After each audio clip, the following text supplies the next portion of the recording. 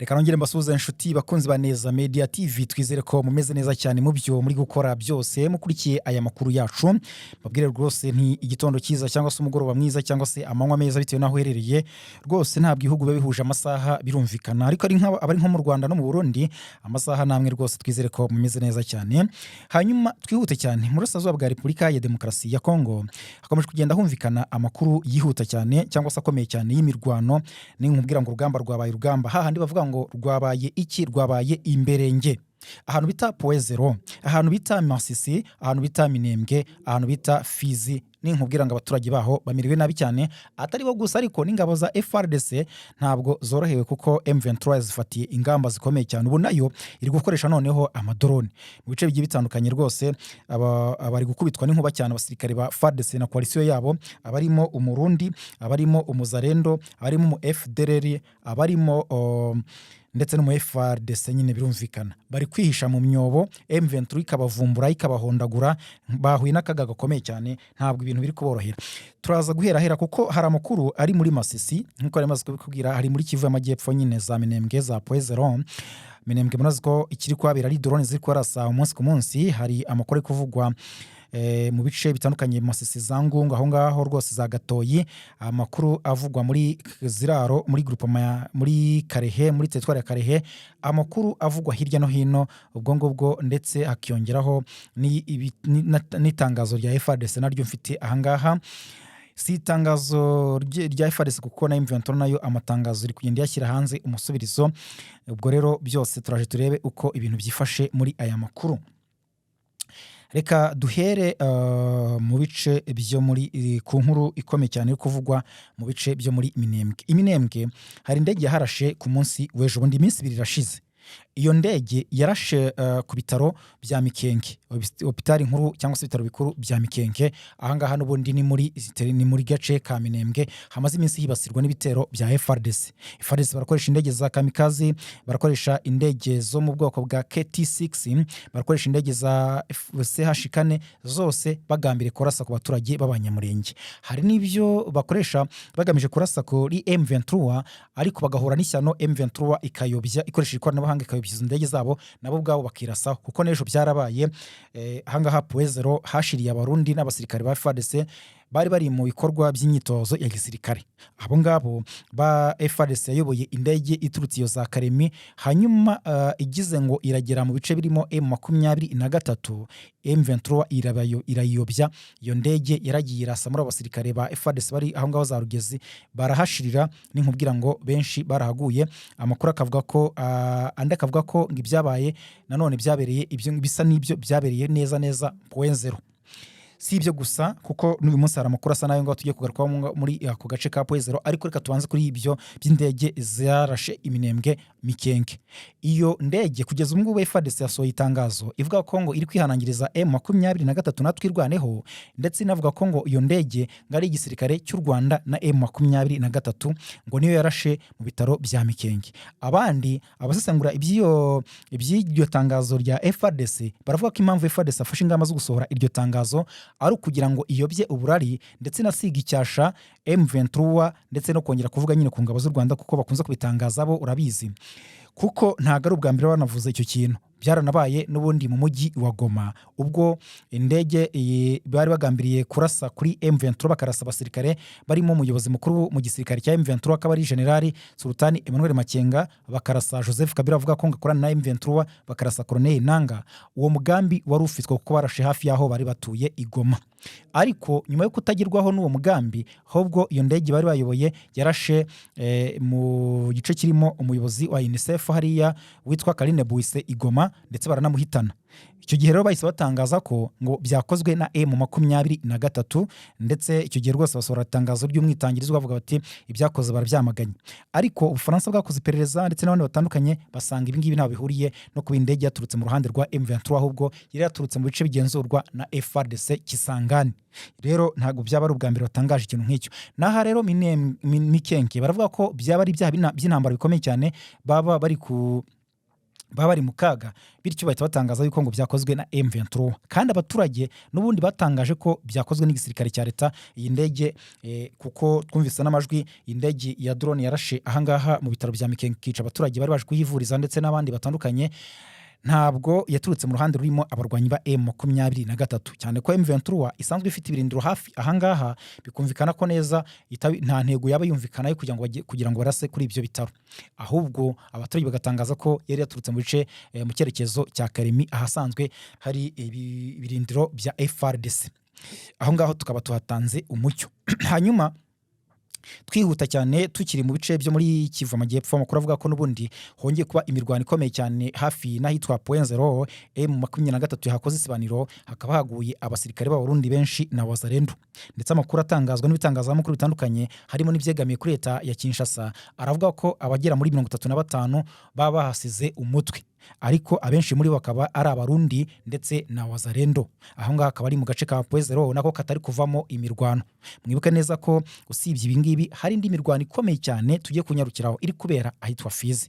Iyi ngiyi iri guhanganisha Wazalendo n'igisirikare cya leta ya Kongo FARDC. Ubundi byatangiye ejo bundi bapfuye ibijyanye no kuba ngo Wazalendo ntabwo bashaka kujya mu bice ibindi, kuko ubundi itegeko ryo mu gisirikare cya FARDC rivuga ko Wazalendo bagomba kuva mu miji irimo Uvira, bakava Warungu, bakava Mwenga, ariko mu bice byaho by'imiji bakajya mu bice bya kure nka za Makobora, cyangwa se bakajya ku rugamba, ku mirongo y'urugamba, kuri ligne de front. Ariko Wazalendo ntabwo ishaka iki kintu, kuko yo ivuga yuko igisirikare cya leta FARDC kiri gushaka kwikubira inyungu zigaragara mu bice by'imiji, bityo bakajya kubohereza ku rugamba ngo bahashirire bonyine.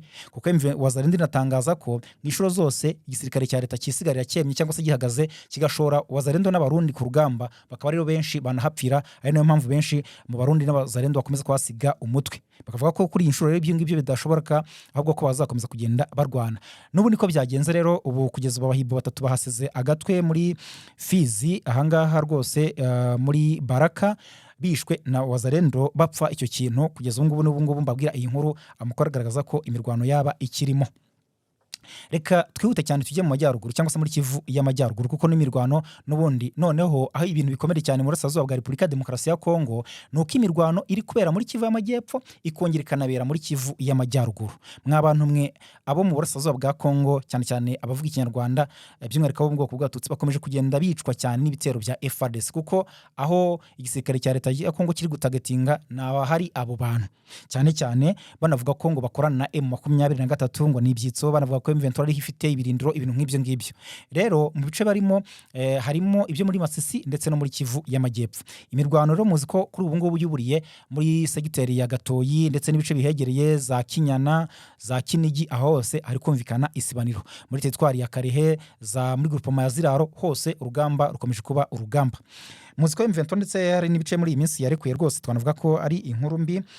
Kugeza ubu rero mu by'ukuri amakuru agaragaza ko byongeye gukomera cyane, aho kugeza ubu M23 yasubijeyo igitero karundura ahitwa Igatoyi, cyari cyagabwe na Wazalendo ndetse na FDLR, nibo bari imbere cyane. Nubwo ari kuri warikisiyo yose, n'ubundi muri Masisi bivuga ko ngo kugeza ubu hakirimo Abarundi, haracyarimo FARDC, baruzuye bose, harimo FDLR na Wazalendo, ariko icyo gitero cyo ngo cyari kiganjemo Wazalendo ndetse na FDLR.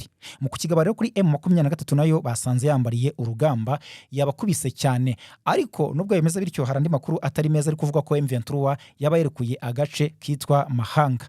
Ahangaha imahanga rwose ni muri Masisi. Mubizi ko M23 bwafataga uduce turimo za Ndumba, bwafataga uduce turimo za Gashingamutwe, aho ngaho centre ya Masisi n'ahandi hatandukanye hahegereye. Icyo gihe ni nabwo yafasha agace kitwa Mahanga, ndetse abaturage baho bari barahungiye mu bindi bice byo mu burasirazuba bwa Kongo bitaberagamo imirwano nka za Rucuru n'ahandi, baje kugaruka M23 imaze kuhafata biruhutse, bavuga ko umutekano ugarutse. Ariko budakeye kabiri haje kugaragara ko harimo za FDLR zigiye zicengeye mu baturage baho. Ntabwo ari byo gusa rero, ahangaha haje kugabwa igitero gikomeye cyane simusiga. Amakuru avuga ko kugeza muri aya masaha M23 itakiri muri ibyo bice bya za Mahanga. ndetse rwose amakuru avuga ko ubu M23 aho ubu ngubu iparikiye ari ahitwa Ingungu. Abantu baribaza bati nk'ubu koko M23 baramutse bayifatanye Ngungu, dore ko abantu bazi no gufata ahitwa kuyambura ahitwa Kinyana, baramutse bayifatanye Ngungu kari hafi ya za Rubaya ntikaba kabaye, kuko mu bice M23 ifite bikomeye cyane harimo igice kirimo ubutunzi kamere bukomeye cyane cyangwa se ibirombe by'amabuye y'agaciro cya Rubaya. Muzi ko kihariye akagera kuri 23% kuri koruta yose icukurwa kuri iyi si yose. Urumva rero n'ahantu hari ubutunzi buhambaye. Aha rero Ngungu ntabwo iri kure cyane ya Rubaya, bahegereye ahantu hari ibice nka za Gasake, za Murambi, aho hose M23 iramutse itakaje Ngungu byabivuze ko n'utu duce igiye kuba yatuvamo cyangwa se yadutakaza, bikaba byaba biri kuyishyira rero mu kaga cyangwa se ibyago bikomeye cyane. Ahubwo ahandi abantu bavugaga ko M23 yahavuye kandi atari byo, nahitwa Gatoyi, sekiteri ya Gatoyi. Ahangaha hari imisibaniro, hari kubimvikana imirwano, ariko kandi ntabwo 23 irahatakaza cyangwa se ntabwo igeze ihava. Nuko rero ibintu byifashe, reka tujye rwose ku itangazo rivuga ko umujyi muto nanone wa Kinigi n'ubundi nubona yamaze kuvuga uherereye mu murenge wa Gatoyi, niwo FARDC iri kwigamba ko yamaze kwambura abarwanyi ba M23, ndetse bikanatangazwa na cya gitangazamakuru kigamiye kuri leta ya Kinshasa cyitwa Actualité.cd. Ngibi rwose nibyo ngo M23 yamaze kwigira kure ngo yaho hari kubera imirwano, ndetse bo bakavuga ko ngo amakuru aturuka muri ako gace agaragaza ko ngo M23 ishobora gutakaza ngo igice cya Rubaya ngo kubera ko ngo irasumbirijwe. Rero kugeza ubu amakuru avuga ko rwose M23 itaboroheye na gatoya, nubwo wumva bimeze bityo, kuko nubwo yatakaje ku gace ntabwo yagatakaje isubijwe inyuma n'igisirikare cyangwa se n'amasasu. Ni kwa kundi igendere ku duce nk'utwimaze iminsi irekura muri Masisi, nk'utwegeze kurekura muri Warikare, nk'utwegeze kurekura muri Rubero, ndetse nk'utwarekuye Uvira no mu nkengero zaho hose nta mirwano yabaga, ahubwo yabaga iri gutegura ikindi gikorwa gikomeye cyane kigomba kuba cyakurikiraho nk'uko iri kubigenza kugeza ubu ngubu. Rero mu by'ukuri ubwo mbivuze kuko hari itangazo ry'igisirikare cya leta FARDC batangaje ko ngo batangaje ko ngo hagabye ngo M23 agabye ibitero mu misozi itandukanye, ngo haba Iminembwe, ngo haba no muri Masisi, ariko hose ngo bagerageje gusubizwayo nabi cyane n'abasirikare cyangwa se na koalisiyo ya FARDC nabo bafatanya. Ibi rero bikaba byamaganiwe kure n'abari muri ibyo bice bavuga ko aho ngaho rwose atari ko byagenze, nubwo M23 ngo hari ibice iri kurekura, ariko kandi bidafitanye isano no kuba iri kugenda isubizwa inyuma cyangwa se no kuba iri kuneshwa n'igisirikare cyangwa se iri gutsindwa n'igisirikare cya leta Kongo FARDC. Ubwo rero reka mbabwire ko kugeza ubu ngubu ntabwo ibintu byoroshye na gato. Hari ukurebana y'ingwe hagati ya M23 na FARDC cyangwa se na koalisiyo, ku buryo ubona ko urugamba n'ubundi ahitwa Igatoyi hashobora kongera kumvikana imirwano ihambaye, n'ubundi ahitwa Kinyana, n'ubundi ahitwa Kinigi, n'ubundi rwose mu bice bigiye bitandukanye muri Masisi bishobora kumvikanamo imirwano, ndetse aho bari kuvuga ko ibintu bikomeye cyane hari natangiye no kumvikana amasasu muri aya masaha n'ahandi ho muri teritwari ya Karehe, aho ni muri Kivu y'Amajyepfo ariko ni hafi ya Masisi ndetse na hafi ya Warikare. Aho muri groupement ya Ziraro biravuga ko M23 yamaze gutakaza umujyi witwa Tushunguti, uyu mujyi nawo ukaba M23 maze iminsi ufashe nta gihe kinini cyari gishize. Rero birumvikana ko urugamba impande n'impande muri Asazuba bwa Repubulika Demokarasi ya Kongo rutoroshye na gato. Abari kuhabarira cyane ni abaturage b'abasivili bakomeje kugenda bahagwa, abandi bava mu byabo, kuko rwose nk'uba mukuru tugira avuga ava Iminembwe aragaragaza ko abenshi bamaze kwambuka umugezi wa Rwiko bahunga bata ibyabo, bata imirima, bata amatungo, bata ingo bazifunze, ibintu nk'ibyo ngibyo. Rwiko ni umugezi munini cyane ku buryo rwose hari n'ibyago ko abenshi bashobora no kuhagwa, ariko kubera ko nta kundi babigenza bari kugenda bahunga ibitero bya za drone za FARDC. Uwo mugezi wa Rwiko ukaba uturuka ku mugezi wa Minembwe. Reka nshimira abakurikiye Neza Media TV, mukomeze kugira ibihe byiza. Gusa icyo nabasaba nyine birumvikana ni ugukora subscribe kugira ngo amakuru yacu rwose yo tukugiye kugejejeho ujye ubona notification yayo mu bambere. Ikindi kandi nyine bikumvikana neza yuko wakanda like ugakanda share kugira ngo usangize abandi bakuru n'ibiganiro tukugezaho, ukanaduha comment cyangwa se ibitekerezo byawe. Reka mbashimire cyane mwebwe mukunda amakuru n'ibiganiro tubagezaho, mukomeze kugira ibihe byiza mukurikiye uyu muyoboro.